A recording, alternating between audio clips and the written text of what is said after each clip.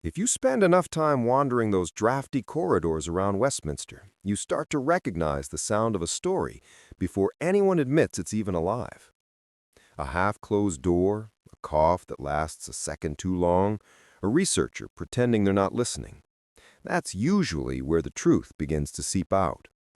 And over these past months, one subject more than any other has been threading its way through the tea rooms, the corners of committee suites, and the quieter stretches of members' lobby.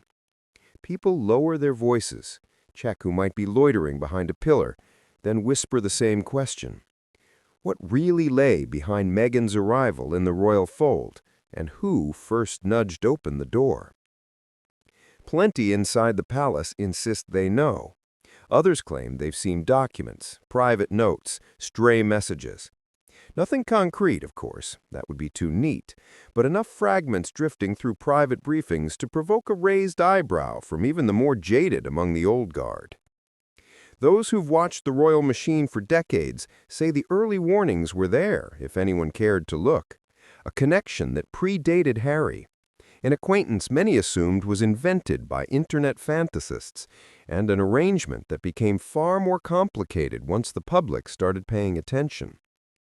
People now admit, quietly, and only if you promise not to repeat their names, that Meghan's path towards the monarchy began in places few wanted to examine. Not with a young prince falling in love, but in older, darker corners of the institution. It's being murmured that Andrew, at the time still moving freely through the palace without the suffocating scandal that later swallowed him, had crossed paths with her earlier than the official timeline allows. Nothing romantic, according to those who claim to know. Nothing so straightforward or neat, but something that tied them together in a way that senior aides later pretended not to understand. One advisor, who has seen several careers go up in smoke over poorly handled royal matters, says the first hints emerged long before Harry's interest was even noted. A conversation that didn't belong in polite company. A name that popped up in a context impossible to ignore. Staffers raised concerns, apparently, but the palace machine excels at looking the other way when denial seems easier than confronting another incoming storm. And by the time anyone realized what was truly unfolding, the narrative had already begun to crystallize in public. Modern love, a fresh start for the monarchy, a chance to look a little more like the country it claimed to represent. Few outside knew what sort of shadows were gathering behind that glossy vision. People close to Andrew, those who still pick up his calls even after his catastrophic fall from grace, insist his encounters with Meghan were routine, incidental, nothing worth a line in a diary. Yet those same people shift uncomfortably when pressed about why her name appeared in internal conversations long before Harry ever mentioned her. One civil servant familiar with the paperwork says it was a loose link, nothing more, but then adds that the palace often disguises the most sensitive connections as loose links, the better to deny them if the press comes sniffing. When Andrew's downfall finally erupted, it scorched everything it touched. His implosion was global, public, and merciless. Those who once defended him by reflex fell silent, and the palace scrambled to sever him from whatever was left of its credibility. But those who had been privy to those early whispers didn't forget.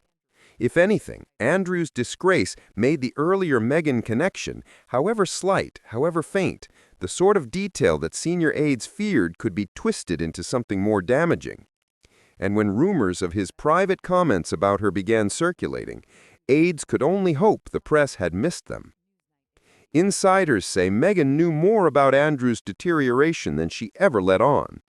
One claims she watched the scandal unfold with a mixture of dread and calculation, aware that any perceived closeness, however mild or manufactured, could unravel her own relationship with the public.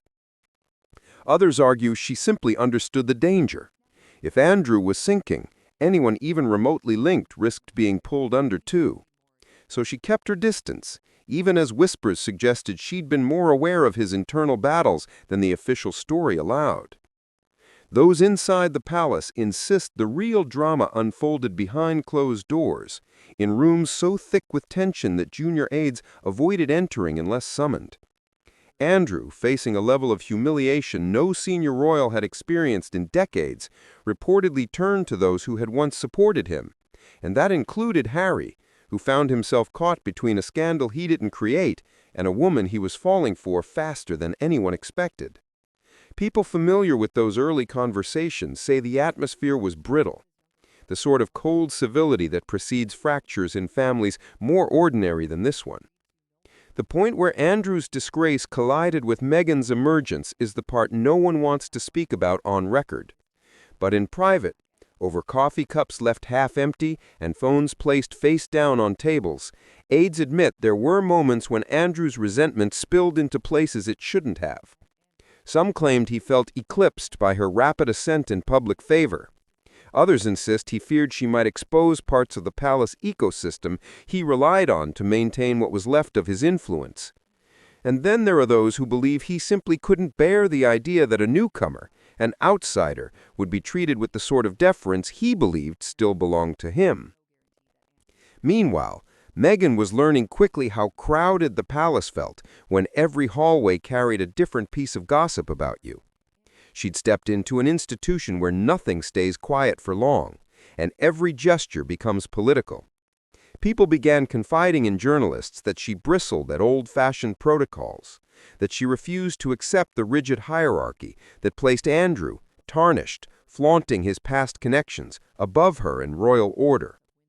Whether these claims were genuine concerns or thinly veiled attempts to undermine her, nobody can say with certainty, but they circulated widely. And once a rumor finds its way into the bloodstream of the Westminster royal gossip nexus, it rarely fades. One senior figure admitted privately that Meghan was naive about the scale of internal surveillance. She didn't grasp that every raised eyebrow was noted, every conversation relayed, every complaint filed mentally away. Old palace hands, those who've served since the days when Diana was learning the ropes, said she underestimated how personal the institution becomes once it decides it doesn't like you. They compared her situation to watching someone step into deep water without realizing how cold the currents are beneath the surface. When Harry entered the picture, staffers describe a noticeable shift in how certain people reacted to Meghan's presence. What had previously been idle curiosity hardened into calculation. Some believe she offered the monarchy a path towards modernization. Others saw her as a destabilizing force who could expose old wounds and weaknesses. And Andrew, already battling to keep his reputation from disintegrating, seemed to view her as a threat to whatever fragile influence he had left. People claim there were nights when the palace became a labyrinth of tense conversations, with different factions pushing their competing interpretations of Meghan's intentions.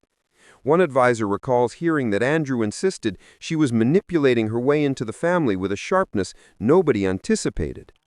Others countered that he was projecting his own troubles onto her, searching for someone to blame as his standing collapsed.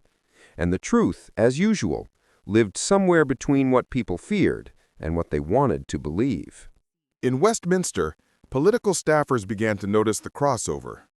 The stories about Andrew, Meghan, and the brewing internal storm drifted into private parliamentary chatter.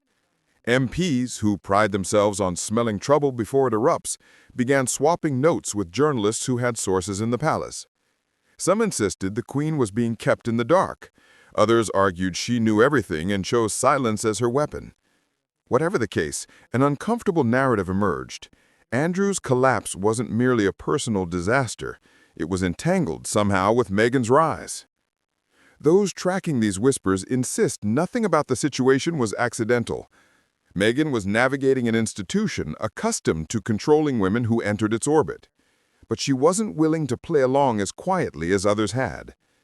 She challenged staffers, questioned old processes, and refused to shrink herself to fit the mold of a royal consort, trained to smile, wave, and keep the peace. And in an environment where power is often disguised as tradition, her resistance created tremors. One aide says, the moment everything truly shifted was during a confrontation behind palace doors, a meeting described as icy by someone who overheard fragments from the hallway.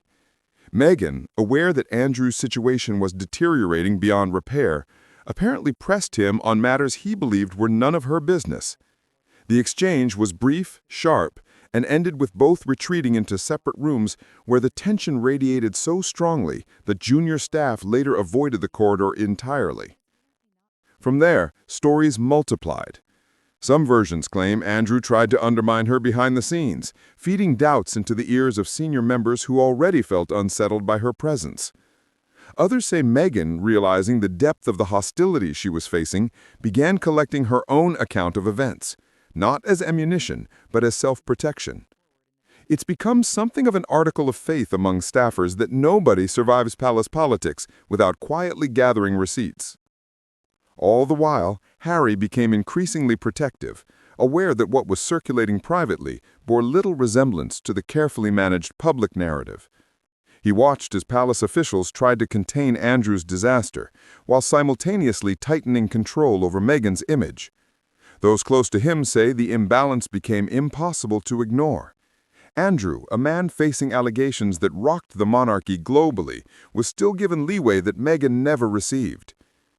Whispers grew louder as the Sussexes' departure approached. Some claimed Meghan was being frozen out. Others insisted she was planning her exit long before the public understood the scale of the cracks. What's clear, according to those who were in the room for key conversations, is that the atmosphere became almost unbearable. Aides described the tension as electrical, like a storm waiting to break. By the time the couple stepped back from royal duties, Andrew's specter hovered behind the entire situation. His implosion had reshaped the monarchy's internal dynamics so profoundly that Meghan's every misstep, real or invented, became a proxy battleground for deeper frustrations, fears, and old loyalties shifting under strain. People who had never met her felt entitled to form opinions based on third-hand gossip. Others, who worked closely with her, insisted she was navigating obstacles designed long before she arrived. It's become something of an article of faith among staffers that nobody survives palace politics without quietly gathering receipts. If you speak to those with long memories, the ones who survived the Diana years, the Charles-Camilla transition, the endless internal conflicts that never made it into official communications, they say Meghan walked into a system primed to protect itself, not her. And Andrew's collapse created a vacuum of authority and trust that she was neither prepared for nor responsible for filling. Yet somehow, she became a convenient focal point for anxieties that had been simmering for years. The most striking thing about the entire saga, according to Whitehall staffers who've watched from a distance, is how easily palace drama slides into political gossip once the stakes rise. The monarchy may insist it stands above politics, but its internal struggles bleed into Westminster more often than parliamentarians care to admit. Meghan's arrival coincided with one of the monarchy's most perilous moments in decades, and Andrew's disgrace only deepened the crisis. And so you hear the same refrain from those who followed the mess from the sidelines. Meghan didn't create the instability, she simply stumbled into it at the worst possible moment. The palace, weakened by scandal and internal mistrust, reacted with fear masquerading as tradition. Andrew, stripped of titles and drowning in global humiliation, cast a shadow that colored every decision made around her.